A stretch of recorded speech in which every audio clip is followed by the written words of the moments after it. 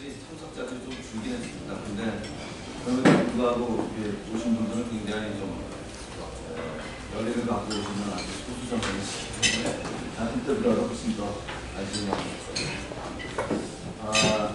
오늘은 두 분을 모셨는데요.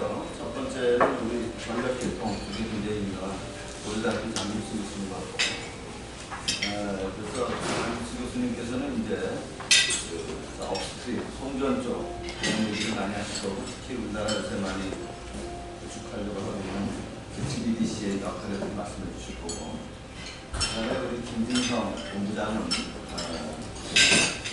예전부터 전력 소매 쪽, 소매 데이터 쪽을 많이 수집해오고 거기에 대한 것을 근거해줍니다. 데이터 재밌었고 오늘은 저희 산업의 업스트림, 그다음에 다운스트림 이야기를 많이 들어보도록 하겠습니다. 먼저 오늘 첫 번째 발표를 맡아주실 우리 장윤수 교수님을 소개해드리겠습니다. 장윤수 교수님께서는 고려대학교에서 전기공학 학사 석사를 하시고 미국의 아이오와 주립대학교에서 전기 컴퓨터공학과 석사를 하셨고 그다음에 한전 전력연구원에 선임연구원으로 계신 다음에 혼일대학교 전기공학과 강문교 그다음에 고려대학교 전기공학과 교수님을 계시고 지금 LS 일렉트릭 사회이사 그다음에 이제 고려대학교 공과대학 학장을 맡고 있습니다. 주로 많은 역할을 하셔서 지식경제 장관 참석하셨고 산업장학부 장관 포창, 과학기술 정보통신부 장관 포창도 받으셨고 그리고 전기학회 전력기술 부문의 부회장이시기도 합니다. 그리고 IE 서울 섹션 회장을 맡으셨습니다. 우리 장윤수 교수님 나오셔서 발표하실 때 우리 큰 박수로 맞아주시기 바랍니다.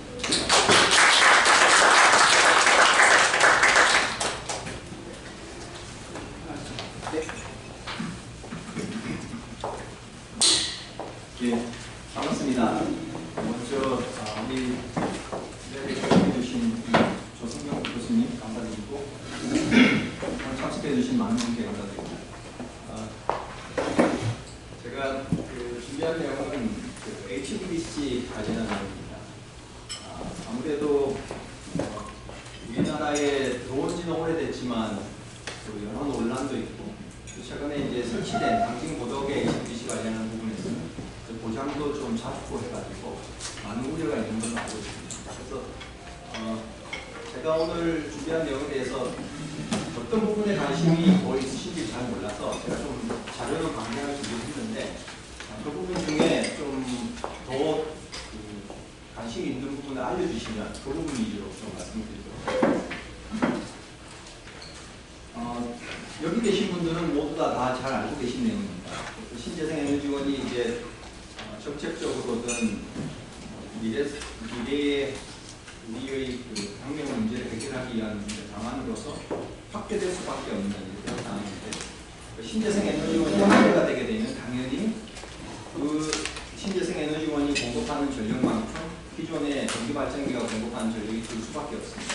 그래서 대체되는 부분이 발생하게 되고 그 부분은 전기발전기는 개통운영자인 한전이 전력거래소가 급증을 할 수 있습니다. 얼마를 내라 이렇게 제어를 할 수 있는데 신재생 에너지원은 이제 그렇지 않기 때문에 밑에 이제 그 시소에 의한 표현을 보시면 이전의 전력 개통의 균형은 도합 쪽의 균형만 있었습니다. 지금 보시면 그 도합 쪽의 오른쪽 도합 쪽의 변동만 있기 때문에 이 변동을 제어 가능한 공급원으로 이제 60Hz 파수 균형을 맞추면 되는데 수급을. 근데 이제 미래 전력망 사실 미래는 아닙니다. 지금 현재 전력망도 마찬가지인데 고하의 변동은 그대로 있고 어떻게 보면 고하의 변동은 더 심해졌다고 볼 수 있을 것 같아요. 그 다음에 여기 우리가 이제 추가로 사용했던 공급원에서도 이제 오히려 그 공급원 안에서의 변동이 더 크게 되는 이런 문제가 있거든요. 당연히 이 평형을 맞추는 부분이 이제 훨씬 어려워졌다라고 하는 게 가장 큰 문제가 될 것 같습니다. 이 그림은 그 신재생 에너지원 이제 변동성에 대한 그림 중에 하나인데 미국의 그 작년 그 4월에 일식이 있었습니다. 근데 일식은 다 예측이 되기 때문에 실제 이게 전력개통 운영상의 뭐 충분히 대비가 가능한 부분이긴 하지만 여기서 이제 제가 좀 보여드리고 싶은 것은 70기가와트에 해당하는 태양광이 이 일식 현상에 의해서 단기적으로 거의 한 60%, 70%가 갑자기 이제 급감하게 되고 일정 지역에서 이제 급감했다가 다시 증가하게 되는 이런 큰 변동성이 있다. 그러니까 우리가 이제 주전원이 되게 되는 신재생 에너지원이 이전에 전기 생산할 때는 신경을 안 써도 됐던 이런 일식까지도 이제 신경을 써야 된다. 사실 이 부분이 최근에 이제 더 이슈가 되고 있는 부분인데 여러분도 잘 알고 계시듯이 신재생 에너지원의 이용률은 아주 낮습니다. 네, 그러다 보니까 그 발전원에 연계되는 접속 설비, 변전소, 공용망 이러한 이제 전력 설비를 어떻게 건설할 것이냐라고 하는 부분에서 좀 많은 좀 우려가 있습니다. 지금 보시면 죄송합니다. 이게 제 스타일이 하나가지고 여기 지금 그림을 보시면 요거는 신재생 에너지원 대단지에 연결되어 있는 송전선로의 이용률이고 이거는 석탄이나 그 원자력에 연결되어 있는 송전선의 이용률입니다. 그러니까 시간에 따라 쭉 보시면 하나의 송전선에 시간에 따라서 이만큼 쓸 때도 있고 뭐 거의 안 쓸 때도 있고 딱 어느 순간에 아주 그 전체 사용 시간 중에 일정 아주 짧은 시간 동안만 이만큼 쓰지만 결국 이 단지에는 이만큼의 선로 용량이 필요하게 됩니다. 그와 반면에 이제 석탄이나 원자력 같은 경우는 거의 뭐 90% 이상의 이용률을 갖고 있습니다. 그러니까 실제 보면 거의 거기와 연결된 선로의 이용률도 이만큼 넘게 됩니다. 자, 그러면 우리 그 전력 설비를 건설하는 송전 사업자 한전 입장에서 보면 이 선로는 평균 이용률이 이거밖에 안 됩니다. 그러니까 사실은 이만큼의 선로만 건설해주고 나머지를 커테일하고 한다면 선로 이용률이 이만큼 높아지겠죠. 그런데 또 발전 사업자, 신재생 사업자 입장에서 보면 이렇게 생산을 하는데 못 보내게 한다면은 그거는 발전 사업자의 이제 아주 큰 사업에 대한 침해가 될 수 있습니다. 그래서 현재는 어떻게 하고 있냐면 사실은 뭐 이 발전 설비만큼 가장 많이 사용하는 그 일종의 전기업이 아니죠. 전기업 용량에 준해서 선로 용량을 이제 건설하게 되어 있습니다. 그러니까 당연히 선로의 평균 이용률도 떨어지고 이 신재생 에너지원으로 우리가 필요한 전력을 생산하도록 만들려면 당연히 신재생 에너지의 전기용 용량도 지금 보시는 것처럼 엄청난 양으로 이제 크게 될 수밖에 없습니다. 그렇게 되니까 한전 입장에서 송변전 설비 계획을 통해서 건설해야 될 송전선, 변전소의 크기 양이 이제 크게 증가할 수밖에 없습니다. 수요가 증가하면 당연히 설비 증가가 필요하지만 수요 증가에 플러스해서 공급원 자체가 이용률이 낮은 전원이기 때문에 훨씬 더 많은 전력 설비를 건설해야 되는 문제를 안고 있습니다. 우리뿐만 아니라 이제 그 대부분의 신재생 에너지원을 많이 하는 나라들이 같이 가지고 있는 부분인데, 특히 이제 우리가 심합니다. 그 신재생 에너지원의 입지를 보시면 특정 지역에 이제 집중하게 되어 있습니다. 이제 보시면 우리나라도 지금 경남 지역, 그다음에 이제 일부 그 통역 같은 경우는 이제 강원도, 그다음에 태양광도 이제 경상도 지역, 그다음에 제주도 이렇게 이제 신재생원들이 집중하게 있고 이 지역에서 그 집중되어 있는 그 전원의 발전량을 소화를 해준다는 문제가 없겠지만 결국은 잉여 발전량이 발생할 수밖에 없고 수요가 그렇게 많지 않다면 결국 그거는 수요가 필요한 곳으로 다시 충전을 해야 됩니다. 그러니까 우리가 분산화된 전원이 가질 수 있는 장점을 가질 수 있는 게 신재생 에너지원인데 오히려 집중되다 보니까 수요가 없는 곳에 집중되다 보니까 오히려 송전을 또 필요로 하게 되는 또 이런 역설이 또 있게 됩니다. 지난 월요일에 발생했던 스페인 정전에서도 조금 문제가 됐는데 그래서 특정 지역에 몰려있게 되면 이 특정 지역의 어떤 자연현상에 의해서 여기 있는 전원의 전체가 다 영향을 받게 됩니다. 예를 들자면 호남 지역에 비가 온다. 그렇게 되면 호남 지역에 있는 태양광들이 다 전력 생산을 못하게 되는 문제가 발생합니다. 그런 식으로 실제 이제 이러한 그 편중되어 있는 지역적으로 편중되어 있는 신재생 에너지원에 의해서 대규모 송전 설비도 필요할 뿐만 아니라 자연현상에 의해서 아주 큰 발전력의 변동이 이제 있게 된다. 이런 것도 큰 문제예요. 죄송합니다. 조금 아침에 일찍 얘기하는 습관이 없다 보니까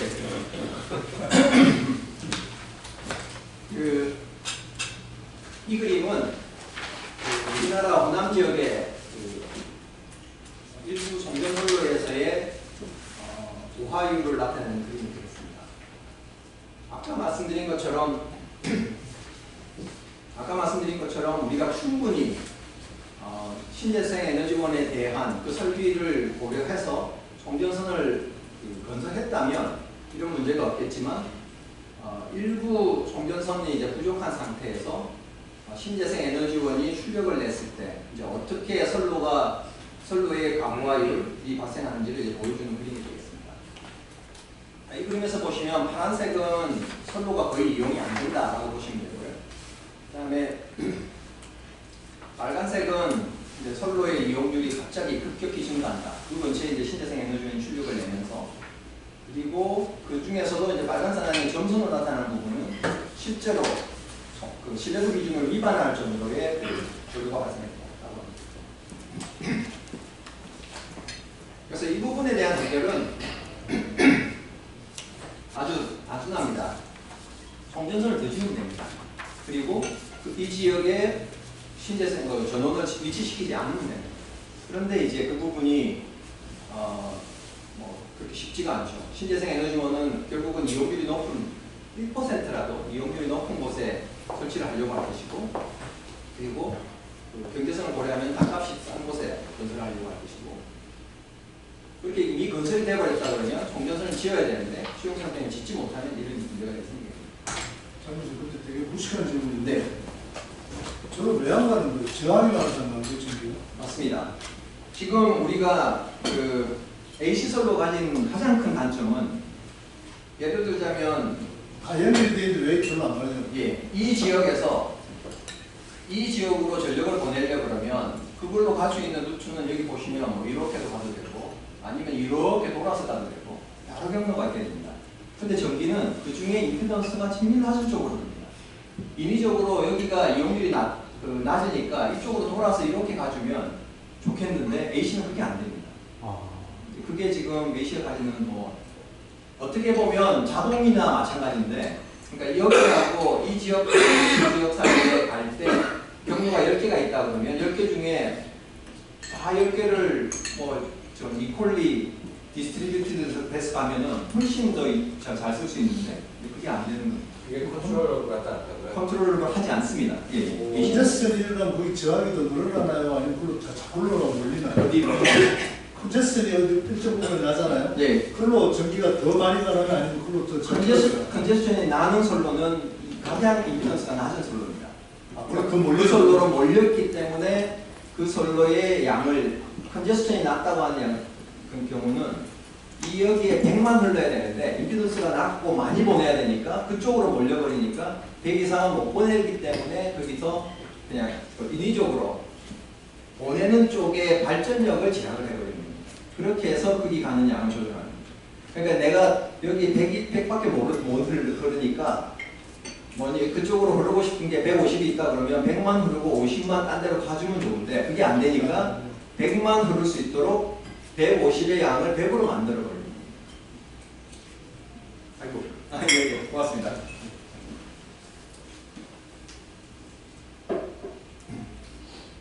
아주 송 교수님께서 정말 그 A씨가 가지고 있는 근본적인 장점이자 단점입니다. 왜 장점이 되냐면 만약에 선로로 우리나라와 같이 지금 어느 경로에서 어느 경로까지 가는 루트가 엄청 많은 상황에서 모든 경로에 흐르는 양을 항상 정해줘야 된다 그러면 전력 거래소가 엄청 힘들어질 겁니다. 그런데 가만히 둬도 가장 임피던스가 낮은 곳으로 가니까 선로의 손실이 가장 작은 곳으로 지가 알아서 전력이 전송이 해주는 거거든요. 그런데 이제 그게 결국 이런 이제 충분한 그 선로 용량이 확보가 안 되면 이런 식의 문제가 생깁니다. 선로를 더 건설하고 싶지만 뭐 여기 보이는 것처럼 다 건설 못합니다. 최근에 당진에 건설되어 있는 송경선로는 21년 걸렸습니다. 3년 내지 6년이면 건설해야 될 선로가 이제 그렇게 됩니다. 자, 그러니까 생기는 문제가 전력망은, 송전망은 부족하고 어느 특정 지역의 발전력은 남게 되고 이제 그로 인해서 결국 이제 제약이라고 하는 게 발생할 수밖에 없습니다. 그러니까 특정 선로가 이제 컨제스션 이 걸려버리니까 그거를 해결하기 위해서 일단 고속도로가 막히게 되니까 고속도로로 진입하는 차량을 아예 못 들어오게 해버리는 이제 그겁니다.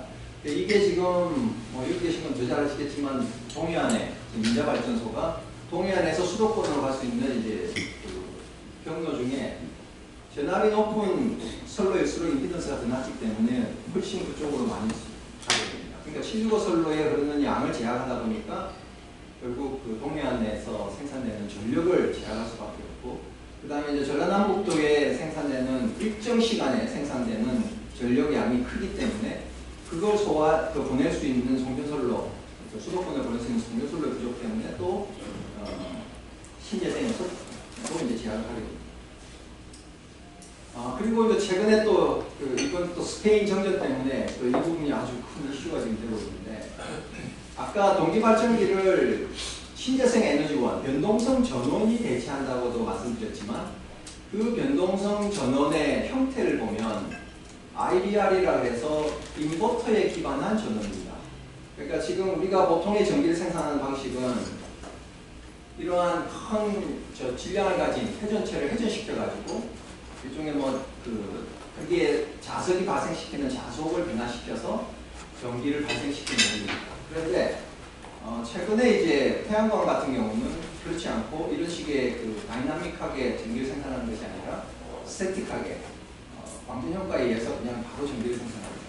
근데 생산된 전기가 기시기 때문에 결국은 어쩔 수 없이 우리가 쓰는 AC를 바꾸려면 인버터를 쓸 수밖에 없습니다.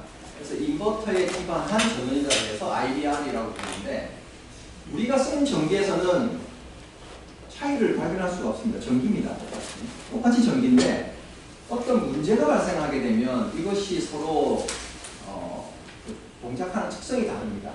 얘는 큰 회전체, 큰 질량을 가진 회전체이기 때문에 이것의 움직임, 이것의 속도 변화는 느릴 수밖에 없습니다.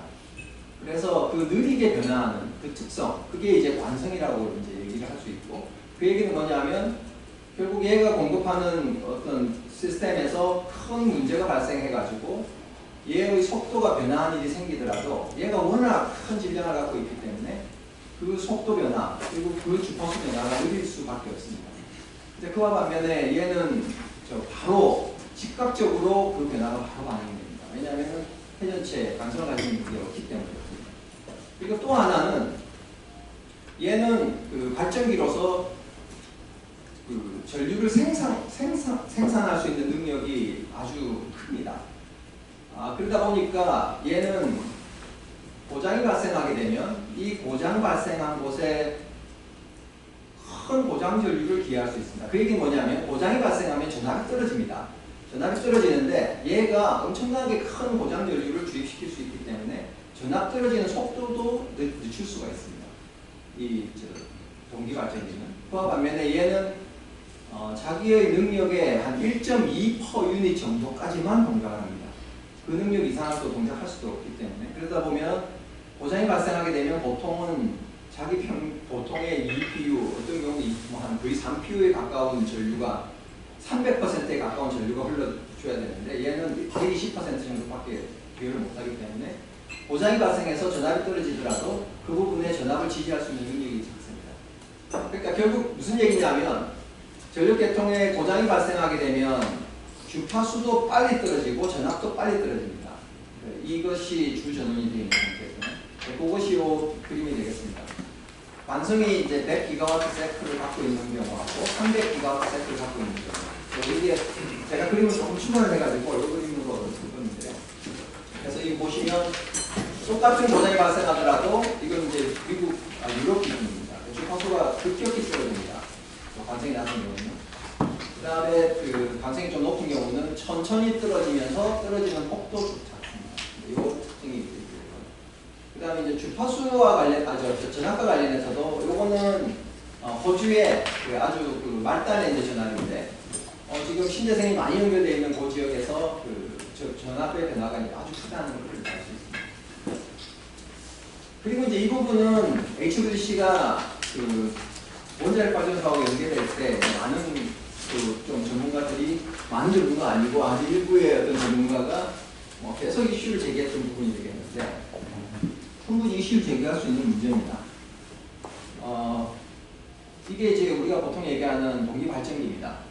동기발전기에 가장 우리가 잘 알고 있던 현상이 뭐냐 하면 송전솔로에 직렬로 카패시터를 보상을 하게 되면 이 L하고 C에 의해서 발생하는 공진 주파수가 이 축이 진동하는 주파수 인근이기 때문에 공진을 발생시키게 되면 이 축이 부러질 수가 있습니다. 그래서 이 축 진동을 일으킬 수 있는 송전솔로의 그 카패시터가 문제를 일으킬 수 있다라고 해서 이거를 이제 SSR이라고 합니다. Subsynchronous Resonance라고 하는데 이거는 오랜 동안 알려져 있어서 그 직렬 보상으로 쓰는 C를 쓰지 않습니다. 지금 보시면 우리가 AC에서 AC 선로를 건설을 하면 우리가 원치 않더라도 L 성분이 존재합니다. 그거는 이제 교류기 때문에 그에 따라서 이제 L 성분이 존재하고 또 C 성분이 존재하게 됩니다. C 성분은 직렬로 존재하는 게 아니라 선로를 건설하면 병렬로 C 성분이 존재합니다. 그러니까 송전 선로라고 하면 L하고 C는 반드시 갖게 되어 있는데 이 L이 여기에 무효전력의 손실을 일으키는 요소가 됩니다.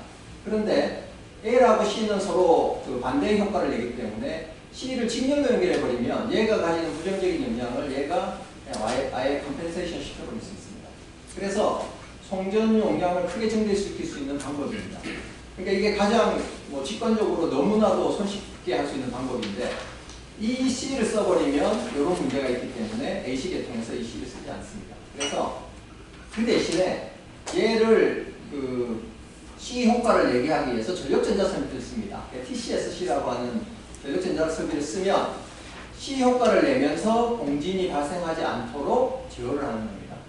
이제 그렇게 하는 방식으로 이제 전력전자 설비를 써서 이제 하고 있고요. 근데 이제 HVDC나 팩트 설비를 발전기 근처에 두게 되면 여기서 이제 컨버터로 제어를 하게 되는데 이 제어에 의해서 이 축하고의 레저넌스는 아닌데 인터랙션을 줄 수 있다 그래서 Subsynchronous Torsional Interaction이라는 용어로 어떤 영향이 있을 수 있다 그렇게 얘기를 하는 겁니다. 실제로 이 영향은 미국에서도 한번 발견이 됐기 때문에 그 이후에 아까도 말씀드렸지만 C를 쓰면 문제가 생기니까 C 효과를 내면서 문제가 안 생기도록 하는 전력전자 설비를 쓰거든요. 그 다음에 여기도 얘를 컨버터 제어를 할 때 SSTI를 무시하고 했다가는 이 축에 문제를 일으킬 수 있기 때문에 이 컨버터 제어를 할 때 여기 SSTI가 생기지 않도록 제어를 합니다. 그렇게 할 수 있거든요. 댐핑 컨트롤을 가지고. 그런데 이제 요 문제가 있기 때문에 그 동기발전기 근처에 HVDC를 직결로 연결해서 쓰면 안 된다. 이렇게 이제 막 주장을 하신 겁니다. 그게 아니다라고 몇 번을 한전이 이제 강조해서 얘기를 했고 한전이 얘기한 거 못 믿겠다고 해서 ABB에 발주까지 줘가지고 이 부분에 해석을 해서 ABB가 와서 발표까지 했습니다. HVDC는 지금 제어에 의해서 이 축진동을 일으키지 않도록 할 수 있다. 근데 이제 문제는 그렇게 했는데도 그 주장을 하신 분이 그 내용조차를 이해를 못 하신 건지 아니면 아예 그냥 무시를 하신 건지 계속 똑같은 얘기를 하셔가지고 지금 EP가 1년 이상 지연이 된 거는 이 때문입니다. 그 따져보면은 민자발전, 동해안 민자발전에서 제소를 해야 된다 그러면 그분을 제소해야 됩니다. 지금 그러니까 실제적으로는 충분히 지금 동해안 원자력 울진에 연결되어 있는 그 HVDC EP가 이 문제를 해소하면서 한다는 걸 충분히 지금 보이는데도 불구하고 여전히 지금도 똑같은 말씀하시더라고요. 제주에서 오는 거나 다른 HVDC에서 그 실정이 된 거 아닐까요?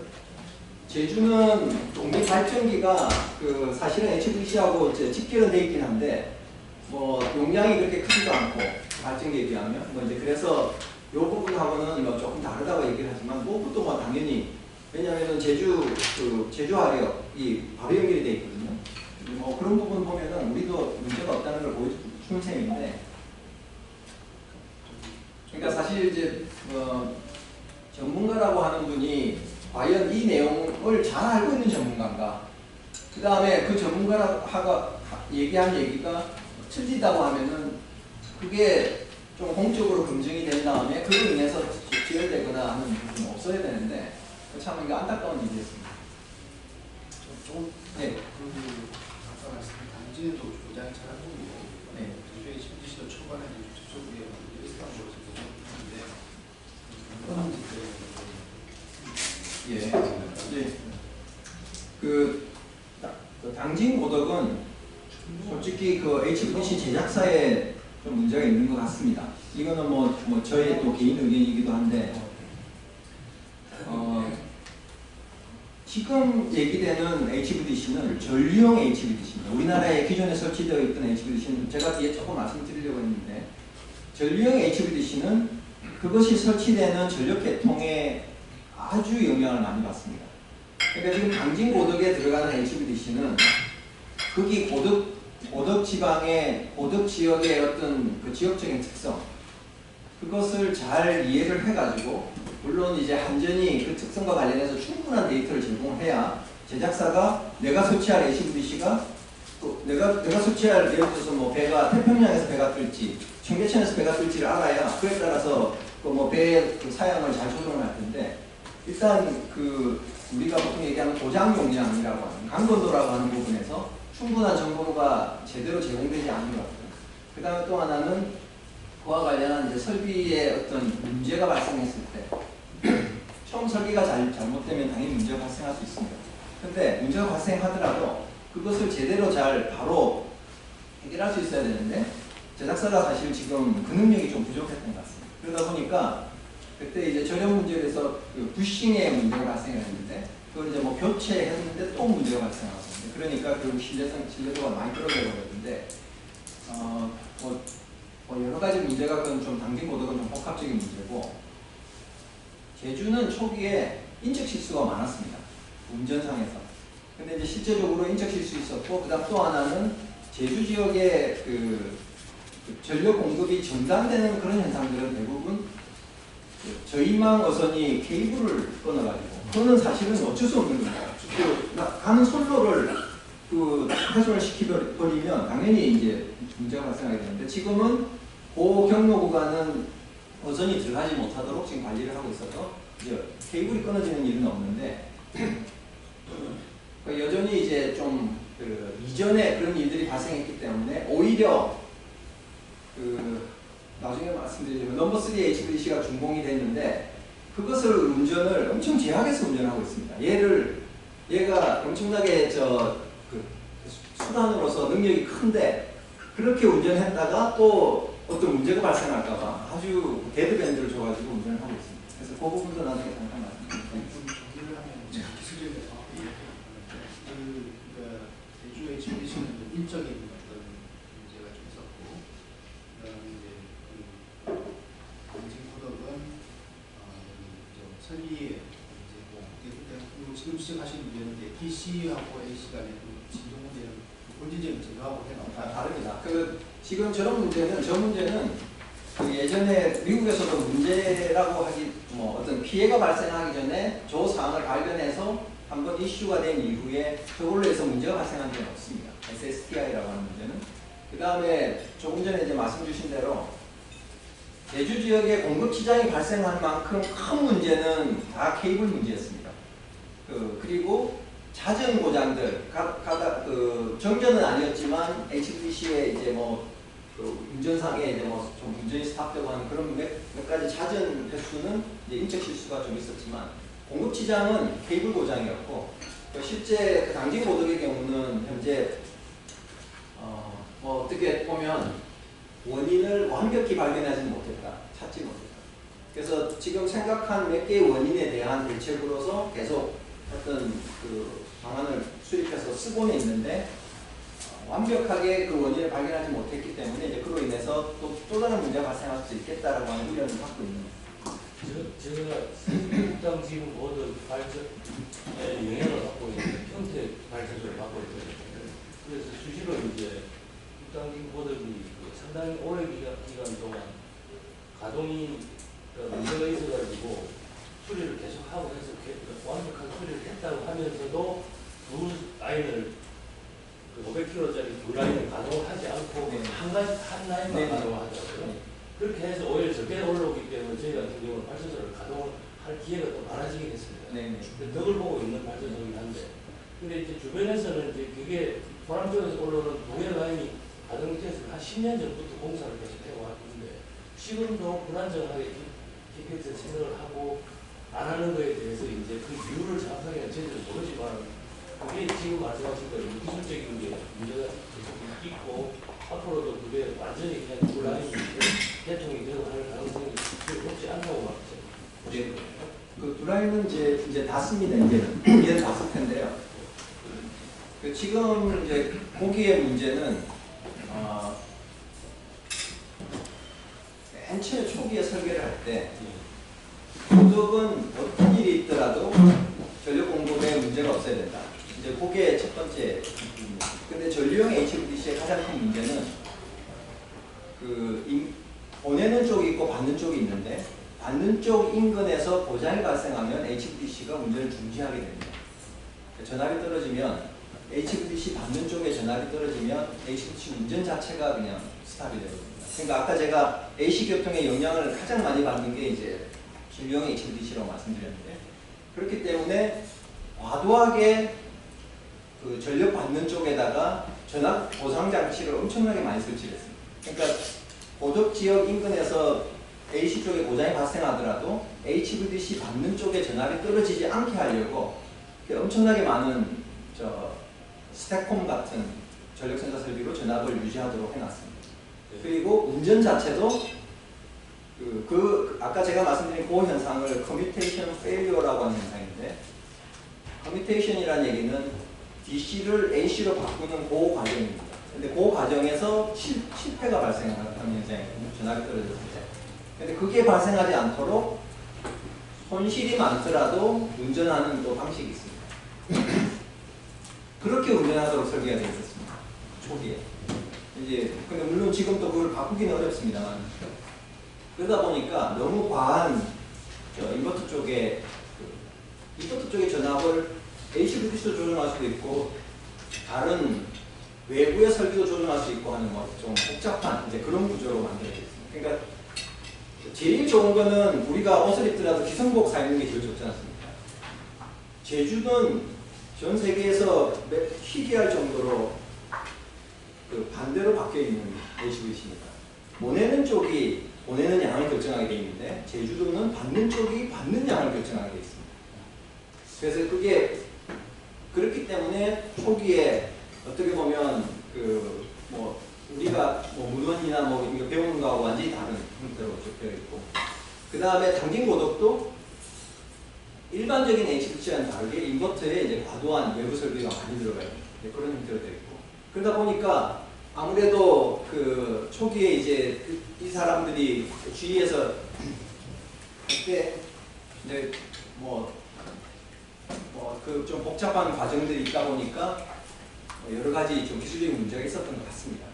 그래서 이제 그 부분은 완전히 지금 저도 그와 관련된 같이 활동을 하고 있는데 기술적인 문제를 지금 해결하기 위해서 최대한 노력을 하고 있는데 거의 해결했다고 생각했었는데 최근에 또 한 번 또 문제가 발생해가지고 그러다 보니까 이제 지금 조금은 도대체 이게 뭐냐 이제 좀 그런 지금 상황입니다.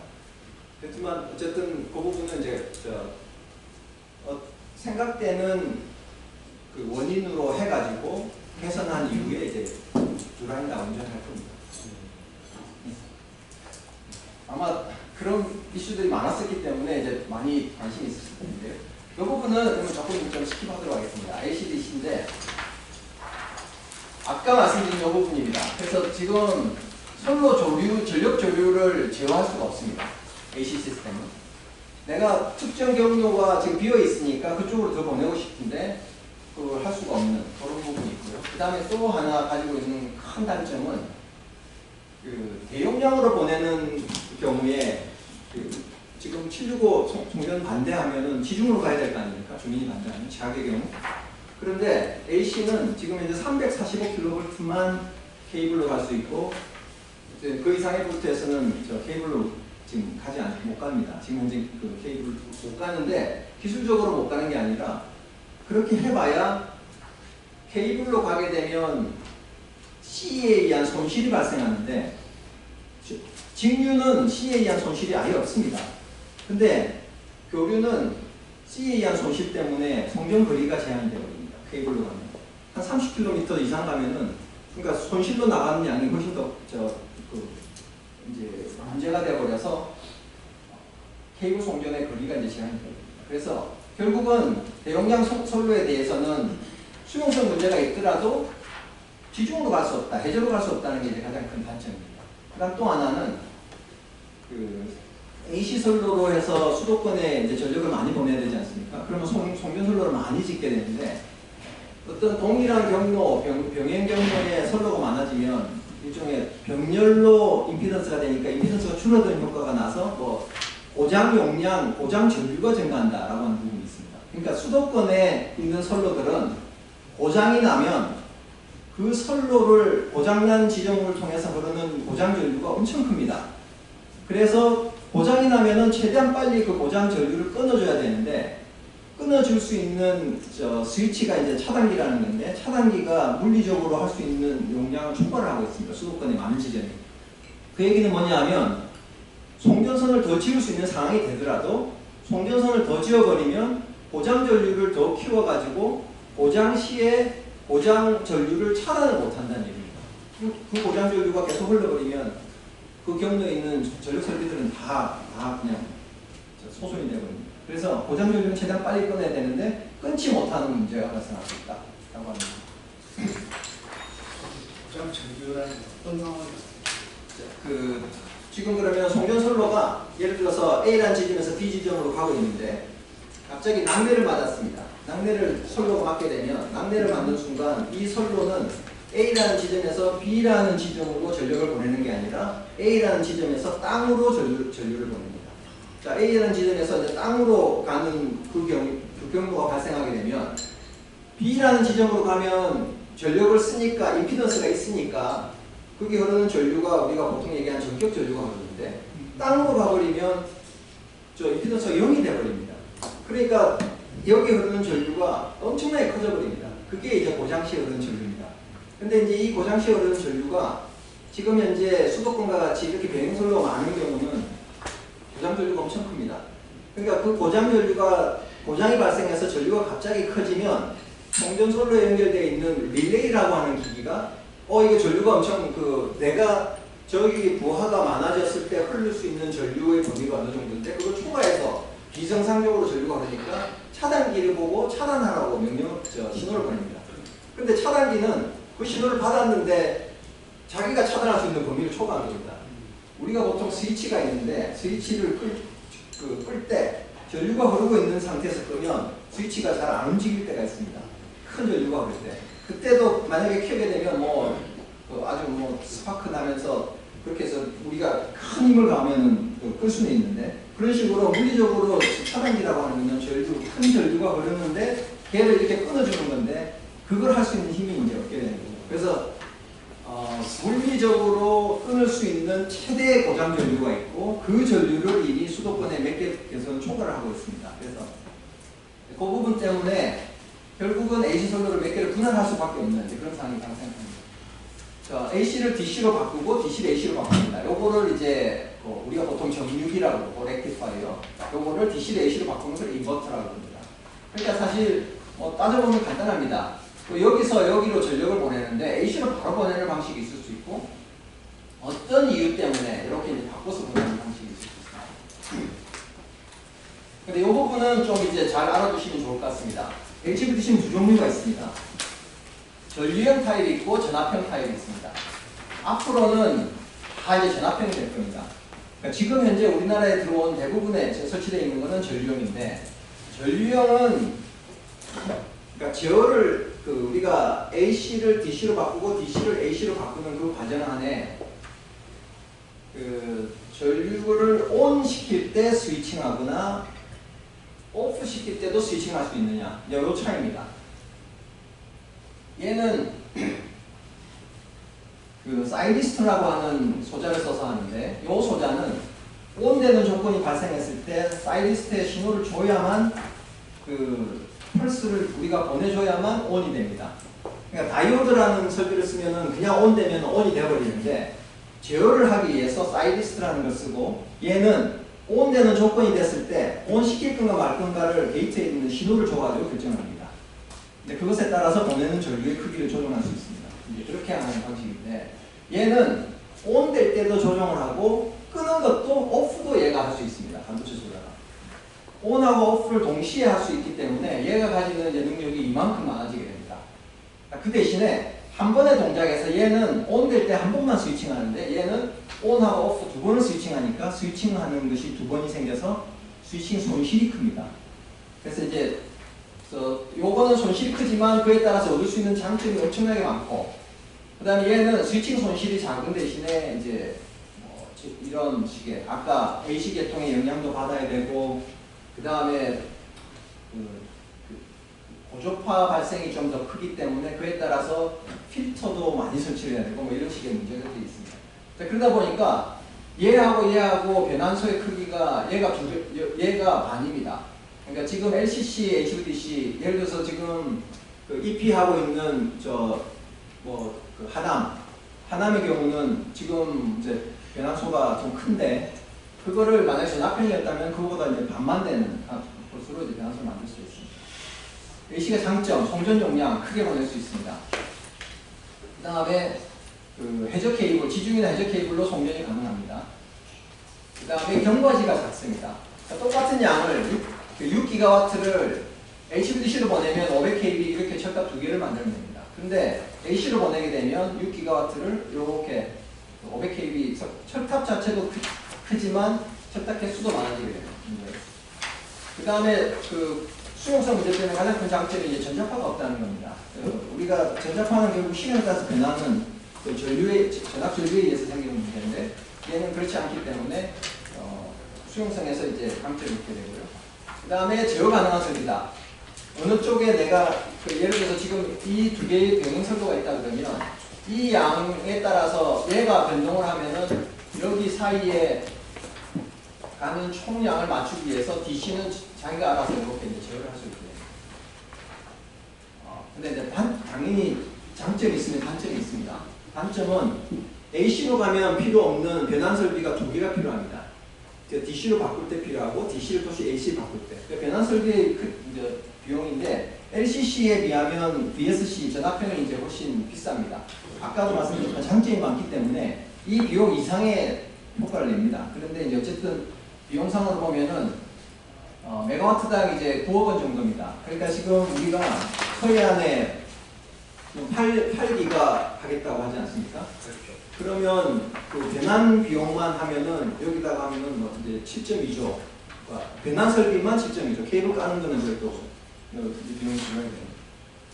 그 다음에 이제 고조파 문제 발생하는데, 전압형으로 가게 되면 고조파 문제 사실상 거의 없다고 볼 수 있고요. 그 다음에 전류형으로 가게 되면 전류형이 또 가지는 단점 중에 하나가 100이라는 유효 전력을 보내고 싶으면 60이라고 하는 무효 전력을 공급을 해줘야 됩니다. 그러니까 제주에 초반에 문제가 생겼던 게 뭐냐면, 육지에서 내가 100을 받아오면 제주 안에서 그 변환소에 60이라고 하는 무효 전력을 공급해줘야 됩니다. 근데 이제 그 무효 전력 공급원이 그때 충분하지 않아서 또 좀 문제가 있었습니다. 자, 그래서 전류형을 가지는 전력계통에서 요구하는 전력계통에 요구하는 사항이 좀 많아지게 됩니다. 사실 이 부분을 좀 왜 넣냐면은 지금 이제 우리가 워낙 지금 수용성 문제가 있다 보니까 원래 765 선로로 되어 있던 울진에서 싱가포르 가는 고경로를 지금 EP라고 해서 500kV DC로 바꿨습니다. 근데 워낙 입지가 없다 보니까 이 500kV DC가 수도권 근처에 가는 인버터하고 765 선로의 변전소하고가 사실상 거의 같은 위치에 있습니다. 실제로는 그렇게 하면 안 되는데 그러니까 어쩔 수 없습니다. 왜냐하면 지금 예를 들어서 지금 그만큼의 심각한 변전소만큼 그거보다 오히려 저 정도 되는 변전소를 그거 짓는다 그러면 지금 저 하남에 있는 거 지중화해도 지금 못 짓는 그 상황에서 못 짓기 때문에 결국은 뭐 이런 상황도 되어 있습니다. 솔직히 저는 이거 정말 우려됩니다. 제가 한전에도 지금 제가 이번에 11차 설립에 참여해서 같이 하면서도 이 얘기를 했는데 지금 현재는 어쩔 수 없습니다. 그래서 이렇게 된 상황 하에서 어떤 문제를 이제 해결하는 다른 방안을 좀 찾고 있는데 그렇죠. 왜 간섭이에요? 그 근처에서 고장이 발생하면 HVDC하고 765가 동시에 다 송전이 중단될 수가 있는 이제 개연성이 있다 이겁니다. 중국에서도 뭐 그런 문제가 맞습니다. 그렇지. 중국은 우리보다 훨씬 더 심각한 문제가 있습니다. 광동성, 광저우에 가는 광저우가 워낙 전력이 갑자기 수요가 증가했기 때문에 또 그 중국 내륙에서 그쪽으로 하는 HVDC가 거의 뭐 6개인가가 광저우에 그냥 바로 가게 되어 있습니다. 아까 말씀드렸듯이 전력을 받는 고지점에 고장이 발생하면 고장이라고 하는 건 우리가 막는다고 그냥 천둥이 쳐도 고장이 날 수가 있고 무슨 태풍이 와가지고 철탑이 무너져도 고장이 날 수 있는 겁니다. 그런 식의 고장이 발생하게 되면 그 6개 오는 게 다 일시에 중단이 됩니다. 근데 그런 문제가 있는데도 전력 수급이 필요했기 때문에 우선 그렇게 한 거고 그 이후에 대책을 찾는 겁니다. 여기도 지금 그 이후의 대책을 지금 여러 가지로 생각하고 있습니다. 근데 이게 잘 됐고 지금 그러면 이제 용인 반도체 클러스터가 아, 네네네. 그럼 되게 심각한가요? 네.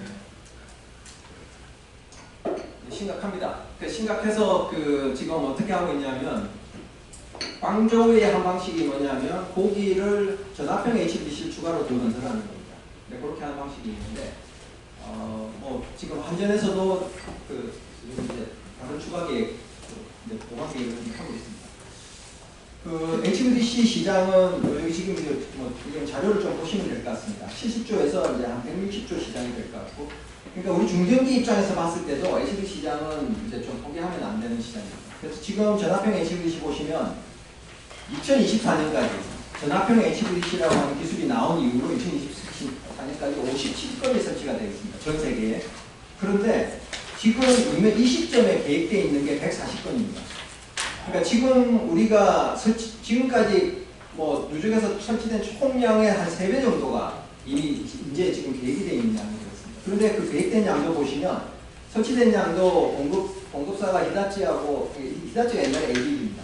ABB하고 시멘스가 거의 나가져가고 결정 안 된 반 빼고 거의 대부분을 또 히다치하고 시멘스 가져가는데 이거 왜 결정이 안 됐느냐? 히다치하고 시멘스가 이미 자기들이 수주할 수 있는 물량이 다 찼기 때문에 결정을 할 수가 없었기 때문에 결정이 안 된 겁니다. 이게 지금 요 물량만 자기들이 할 수만 있으면 이 사람들이 다 가져갔습니다.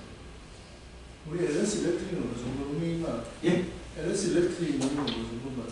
배터리? LS 안타깝게도 지금 우리 여기 HVDC 시장에 우리나라는 컨버터로는 참여할 수 있는 데가 이제 지금 현재는 없고 효성이 컨버터를 이제 국산화를 했기 때문에 효성이 이제 한 3년 내에 이 시장에 진입하겠다라고 되어 있고요.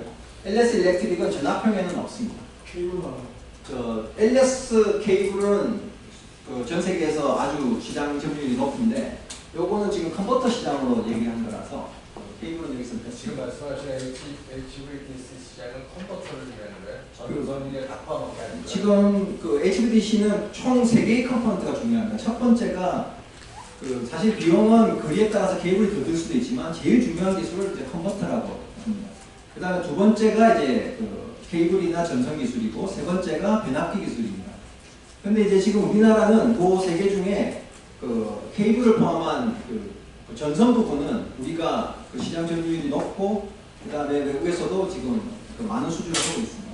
세개 컴포넌트라는 게 대체적으로 시장 규모가 비슷하다는 겁니까? 아니면 3개 컴포넌트 중에 그러니까 제가 말씀드리고자 하는 거는 케이블 구간은 길이에 따라서 달라져 버리는데 이거는 용량에서 딱 결정이 돼 버리니까 대부분은 요걸로 하는데 어떤 특정 사업에 따라서는 케이블 비용이 이제 더 클 수도 있습니다. 근데 변압기는 컨버터에 비하면 조금 적지만 요게 이제 좀 특별한 기술을 필요로 하기 때문에 시장 진입에 이제 제한이 있거든요. 그래서 우리나라는 지금 산업과와 같이 이 트랜스포머, 전압형 HVDC, 대용량 전압형 HVDC 트랜스포머 시장에 국산 기술이 들어가도록 하려고 지금 준비를 하고 있습니다. 그 부분은 LS 일렉트릭, 효성, 현대일렉트릭 세 개 기업이 다 참여해서 하는 거죠. 그 HVDC 역할 부분은 뭐 좀 지나가고요. 그 주요 사례인데 이것도 또 참고로 좀 보시면 될 것 같습니다. 근데 이제 제가 마지막 이 부분만 잠깐 말씀드리면 정말 저도 이해가 안 되는데 지금 이 사업 뭐 앞에 특히 세 개 보시면 통전으로 4기가 정도를 보내고 뭐 영국과 캐나다는 6기가를 보내는데 비용이 보통 지금 보시면 30조 원 이상 들어갑니다. 그런데 이 사업을 하겠다고 지금 하는 겁니다. 지금 우리 서해안이 지금 아마 10조에서 20조 사이의 사업이 될 것 같은데 그거 하는데도 비용 크다고 난리인데 우리는 그게 8기가와트입니다.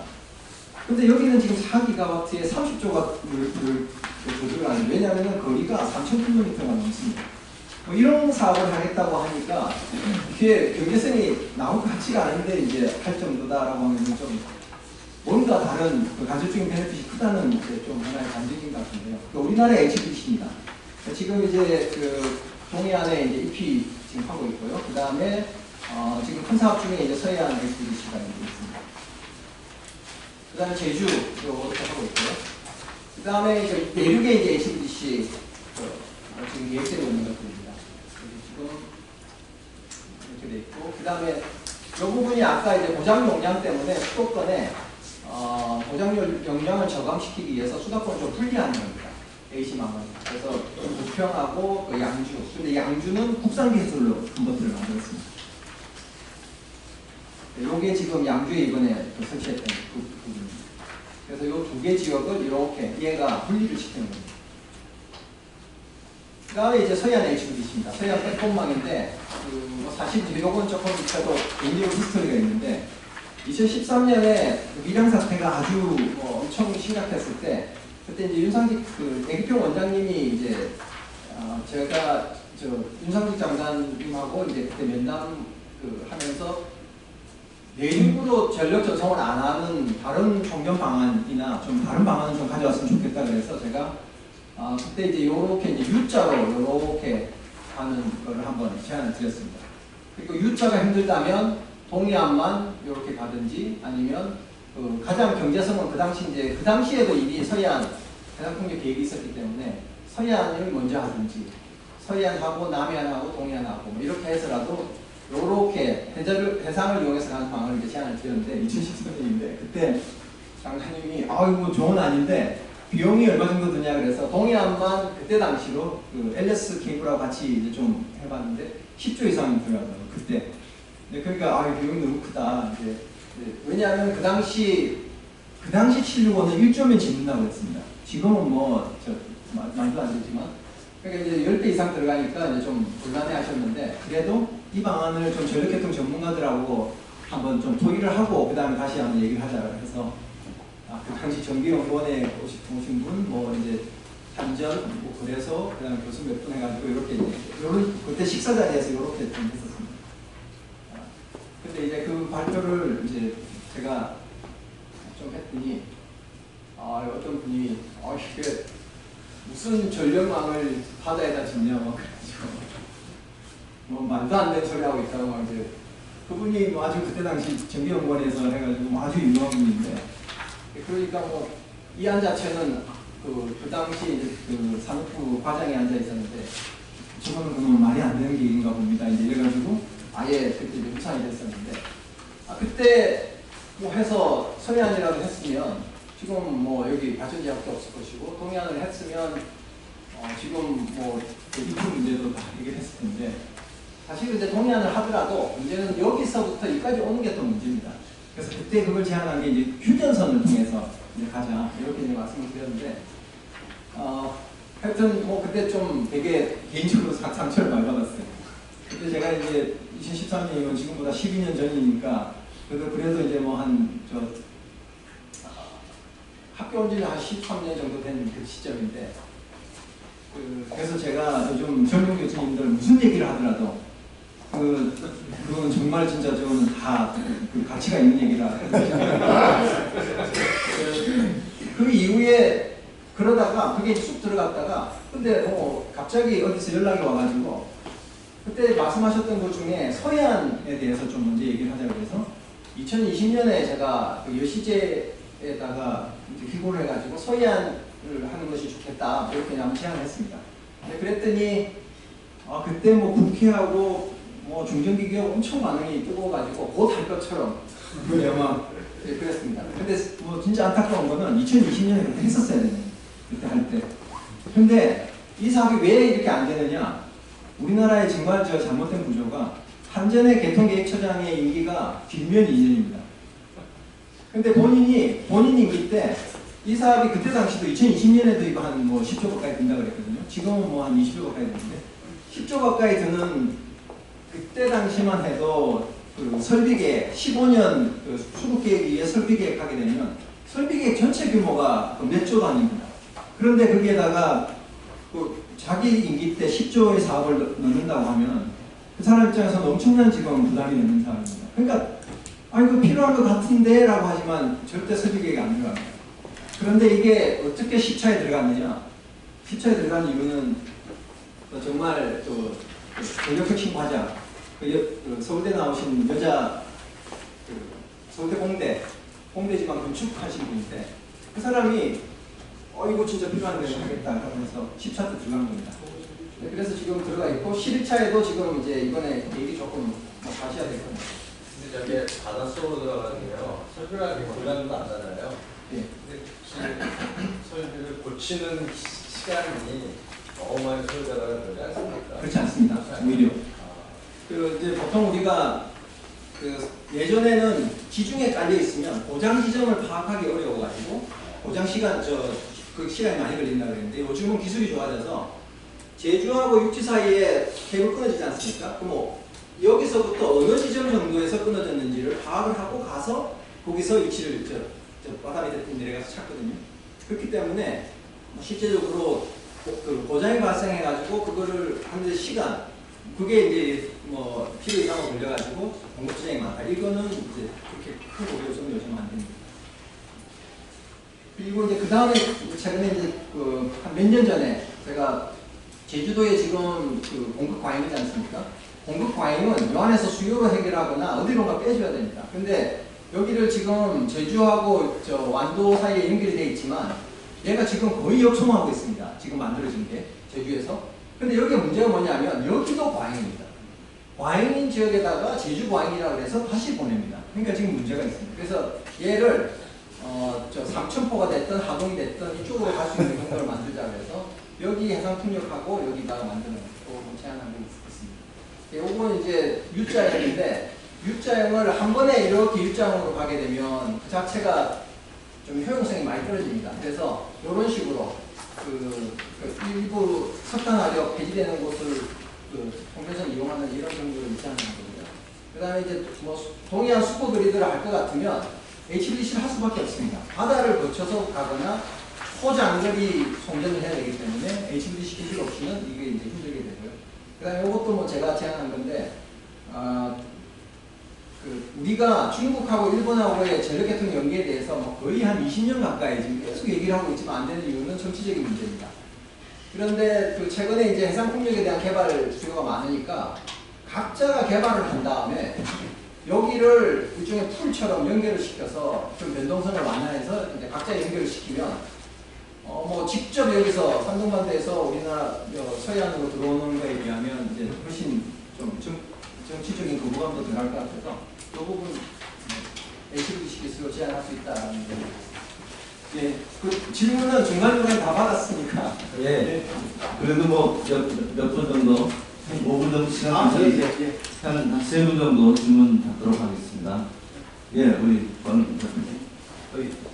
저는 뭐 기술적으로 잘 몰라서 아주 기초적인 걸 질문하고 싶은데, 아니 에디슨하고 테슬라가 싸울 때 그때도 전력으로 에디슨은 직류를 주장했고 직류 성분을 주장했고 테슬라는 교류를 주장했는데 이렇게 장점이 많은 직류를 왜 그때는 주시고 지금은 왜 직류가 다시 부활하는지 그걸 좀 알고 싶습니다. 예, 제가 아까 그 페이지를 제가 좀 잠깐 스킵을 해서 그런데 그 당시 직류는 전압을 조정할 수 있는 기술이 없었습니다. 그 교류는 변압기만 가지고 바로 전압이 조정이 됩니다. 근데 왜 전압 조정이 중요하냐면 발전소에서는 초고압 전압으로 생산할 수가 없습니다. 그러면 발전소가 지금보다 몇 배 더 커져야 됩니다. 그러니까 발전소는 결국 한 10kV에서 한 18kV 사이의 전압으로 엄청난 전력이 생산되도록 발전소를 만들고 이 전력을 멀리 보내야 되니까 그 전압으로 멀리 보내버리면 전류가 커져가지고 송전 손실이 커져버리니까 멀리 못 보내게 됩니다. 그러니까 에디슨이 만든 그 원래 생각한 부분은 발전소 인근 지역에 전력만 공급하는 개념으로 이거는 아주 그 고부가 가치 비싼 사치품이기 때문에 전기는 그 일대만 쓰는 걸로 이제 생각을 했으니까 전압을 높여가지고 멀리 보내야 되겠다는 생각을 이제 그때 안 한 겁니다. 그런데 전기가 워낙 편리하다 보니까 사람이 사용하는 양이 이제 크게 늘어나 버렸거든요. 근데 그거를 그 뉴욕에다 발전소 지어가지고 해결할 수가 없는 겁니다. 그리고 그만큼을 가장 효과적으로 그때 할 수 있었던 게 나이아가라 폭포에서 전력을 생산하는 건데 거기서 생산한 전력을 뉴욕까지 가져오려고 그러면 에디슨이 한 DC로 해서 보낸다 그러면 그거는 오다가 손실로 거의 대부분 날아가 버리니까 그 당시 이제 변압기 기술을 쓸 수 있는 AC가 이제 표준이 되거든요. 그때도 그럼 개발하려고 하면은 직류형 변압기도 만들 수 있어요? 만들 수 있습니다. 지금 우리도 보면은 변압기에서 당연히 이제 그 회전을 하게 되면 교류가 발생하지만 그거 그 슬립링인가요? 그거 쓰면 그 DC로 바로 만들 수 있습니다.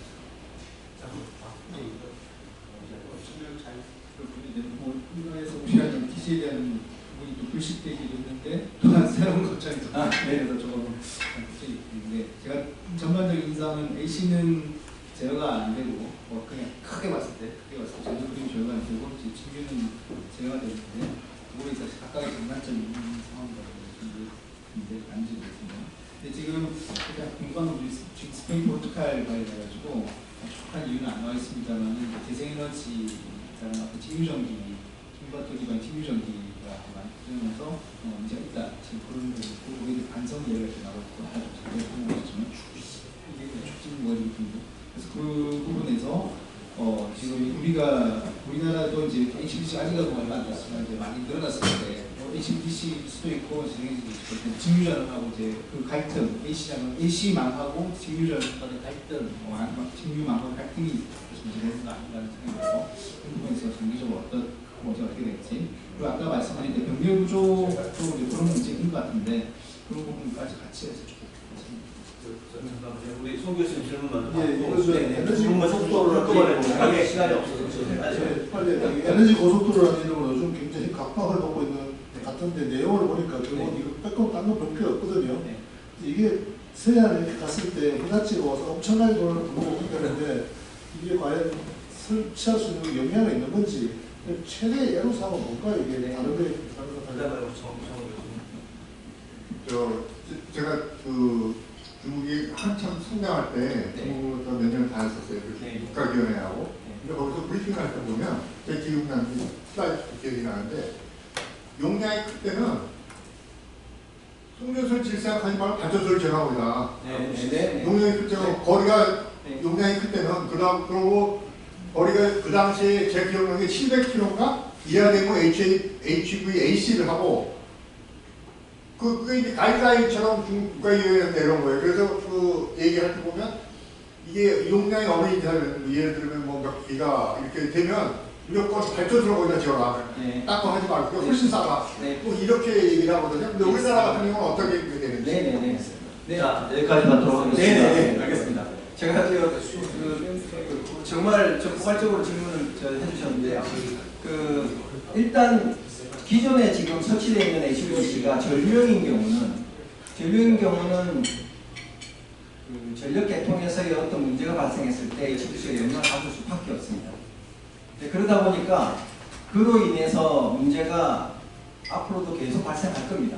근데 이제 그 발생하는 문제를 왜 HVDC 설치했냐라고 따지면 정말 그거는 말이 안 되는 게 HVDC가 아니고는 전력을 보낼 수 있는 방법이 없었습니다. 그러니까 당연히 어떤 식으로든 전력을 지금 보내야 되는 상황에서 발전소는 이미 지어져 있고 짓기로 되어 있고 그 다음에 수요는 이미 이쪽에 있는 상황에서 이쪽에 있는 전기를 저쪽으로 보내야 되는데 당연히 765로 보내는 게 전력회사도 좋고 전력회사 입장에서도 국산 기술로 다 할 수 있으니까 하고 싶은 겁니다. 근데 지을 수가 없는 상황이 되다 보니까 이제 결국 그 대안으로 DC로 해서 보내는 건데 그 용량의 전력을 보내려면 그 당시는 전압형 기술이 적용될 수 없었습니다. 그러니까 전류용으로 갈 수밖에 없었고 여전히 지금 그 문제를 안고 있습니다. 제 생각에는 이게 EP가 다 만들어지고 나서 아주 이슈 제기가 심하게 될 겁니다. 근데 그럴 때 이제 한전 입장에서 이제 그렇게 대응을 하겠지만 어쩔 수 없이 지금 만들어진 설비다. 그래서 그에 대한 문제를 최소화할 수 있는 이제 후속 방안을 만들고 있는 겁니다.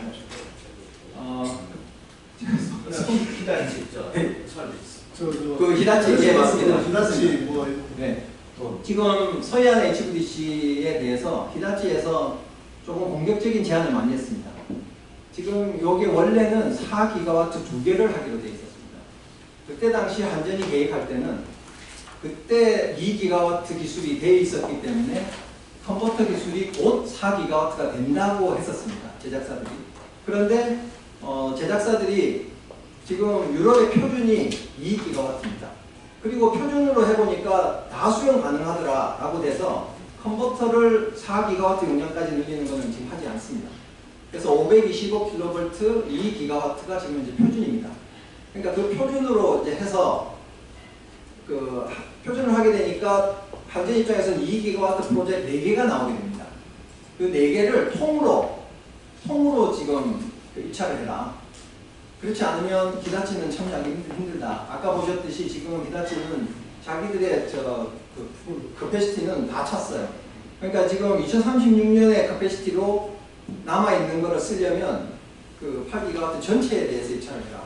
한전에다가. 근데 한전 입장에서는 그렇게 하기가 이제 공격 따져야 되니까 기획재정부 받아야 되고 그래서 안 된다고 해가지고 그러면 히다치는 참여 못하겠다 해서 작년 8월에 이제 그렇게 좀 논의했다가 지금은 조금 완화가 된 것 같아요. 그래서 지금 한전의 계획은 2031년에 준공하는 걸로 처음에 하려고 합니다. 그래서 저도 2031년에 준공이 되는 걸로 2기가와트를 한다고 서의안되어 있는데 그러려면 지금 이미 건설이 시작돼야 됩니다. 그런데도 2031년에 하나 하겠다고 되어 있고 그 다음에 나머지 한 개는 2036년 그리고 나머지 2개는 2038년으로 이제 곧 계획이 발표가 될 겁니다. 근데 그 계획에 대해서 좀 여러 가지 우려는 있는데 그렇게 되어 있고 이제 히다치가 가져가느냐 그 부분은 좀 논란은 있습니다.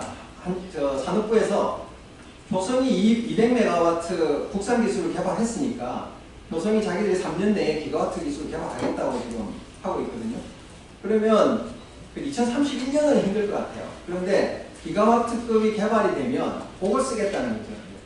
이제 우리나라 거를 쓰면 지금 우리가 제주하고 육지 사이에 HVDC 처음에 1단계 할 때는 우리나라 국내 기술이 케이블도 없었고 컨버터도 없었는데 2단계 할 때는 LS 케이블이 케이블 기술이 있었습니다. 그래서 그 케이블 값이 거의 반값이 되지 않습니까? 그러니까 지금 컨버터도 마찬가지가 될 거라고 보는 거죠.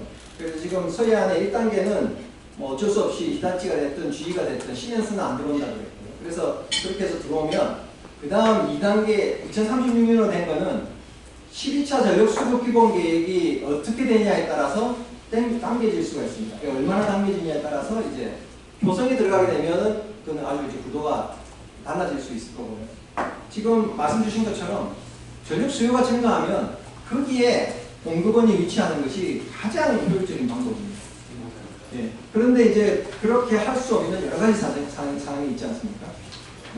수도권 같은 경우는 연전소도 못 짓는 상황에 발전소를 짓는다 그러면 그거는 거의 불가능할 거예요. 그러다 보니까 어느 특정 지역에 발전력이 있으면 그 발전력의 잉여 발전력을 수도권으로 가져오는 방식인데 그 가져오는 방식도 지금처럼 이제 HVDC를 통해서 해저로 가져오지 않으면 이제 수용성 문제가 있으니까 이제 결국은 우리나라 입장에서는 이제 HVDC를 쓰게 되는 겁니다. 그래서 일부 어떤 분이 HVDC는 300km 이상 됐을 때 쓰는 거다. 송전거리가 이렇게 얘기를 하시는데 그거는 아무런 다른 문제가 없고 송전거리만 따졌을 때는 변환소 설비 비용이 있기 때문에 300km 이상이 됐을 때 경제성이 나옵니다. 그런데 우리처럼 수용성 문제가 있어서 지치를 못하는 상황이 되면은 그거를 경제성에 반영을 한다 그러면 그거는 거리의 문제는 더 이상 아니게 됩니다. 그런 상황이 있습니다. 예, 여기까지 하겠습니다. 우리 전력 산업이 완벽한 설계에서 진행되는 게 아니라 순간순간 적응이 얼마나 중요한지를 잘 말씀해 주신 것 같아요. 자, 우리 좋은 설명해 주신 장기순 교수님께 다시 한번 박수 부탁드립니다.